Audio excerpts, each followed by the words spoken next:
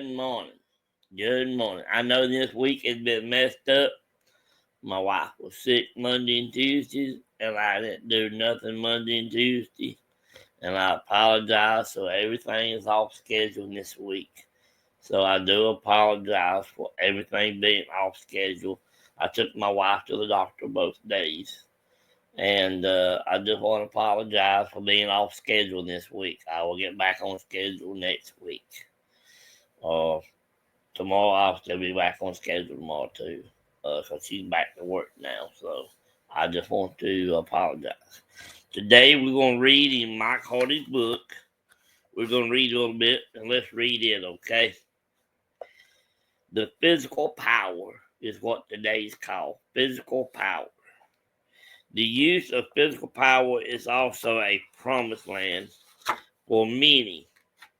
The bigger and the tougher one is, the more power they have and the more vulnerable they feel. We've seen this demonstrated in sports arenas with military powers and even on the playground. Here is an example. I shared with you about my friend Ralph, who sold us the kilos in the beginning. I talked to Dad about safety and security. How was I to remain safe? How could I be protected? I carried a gun, Smith & Wesson 45, but I was not a gunfighter. I always had people with me, but you learn in life you're often outnumbered. Anyway, when I was in Miami trading money for cocaine, my dad would be in Nashville. He almost never came to Miami. He never wanted to meet with people. He used his influence over me and others to do all the work. One day early on, he told me he wanted to ride with me to pick up Ralph. I come to pick him up after he flew into town, and he stated, I'm riding with you today. Okay, I replied, but my gears were already turning. This was a first, and I wasn't sure how Ralph was going to respond. Nevertheless, Dad was with me.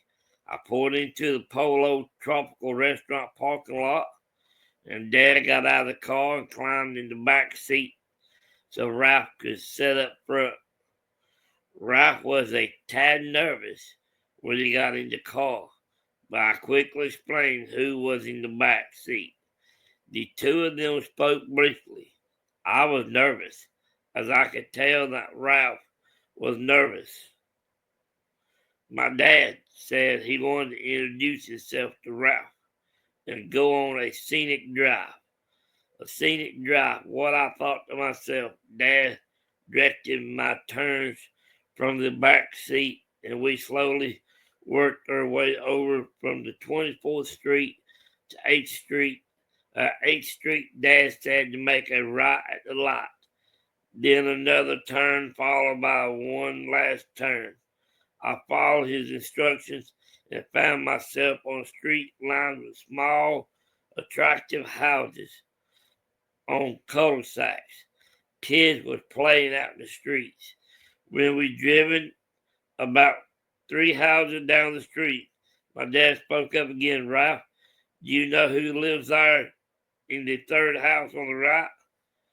There was a long pause. I could sense Ralph's tension.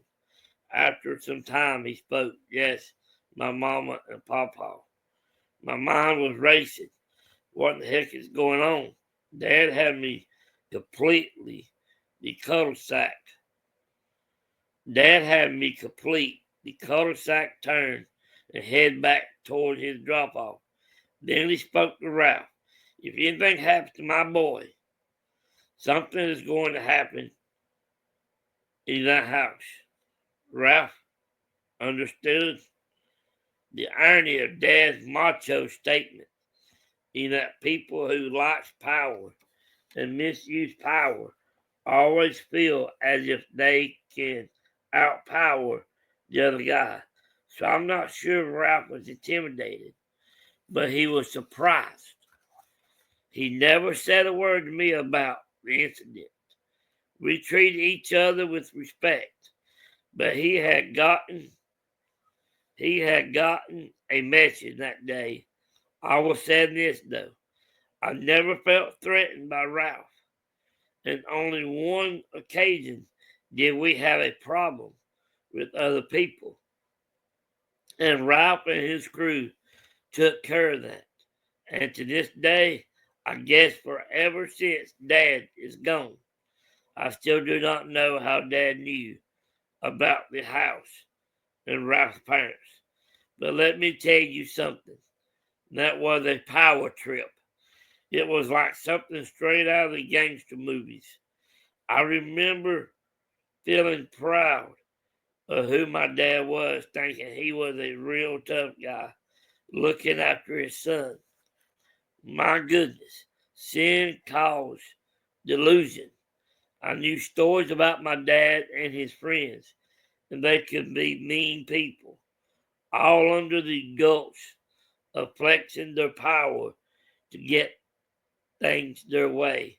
My dad spent his last 22 years in prison, still wanting to be in control. In prison, time was miserable for him. Sure, he helped a lot of guys.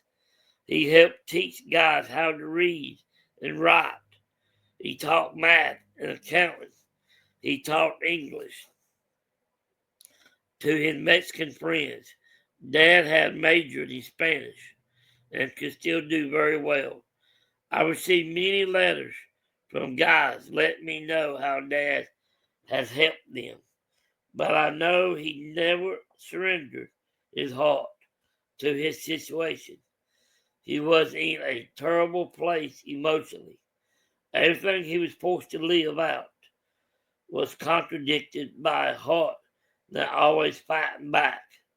He was focused on the half truth to be strong. Up until his last day, he was still giving orders and still trying to be tough. He never accepted the rest of the sentence.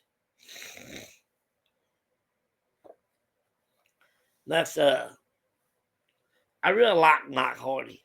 If you ain't met Mike Hardy yet, I hope to one day have him back on the channel. He used to preach on another channel I had at the cross. I need to bring some of his videos over here. And that's what I might do. I might bring his videos over from that channel to this channel. I hope you have a great day. If you have not followed this series, go back and follow this series from the beginning. It's a really, really good book. How a drug lord turned to Christ. And, if he can turn his life around, it goes to show you ain't never gone too far. You never stepped too far if you really want to be saved. I hope you have a great day. God bless you. Let's find this outro.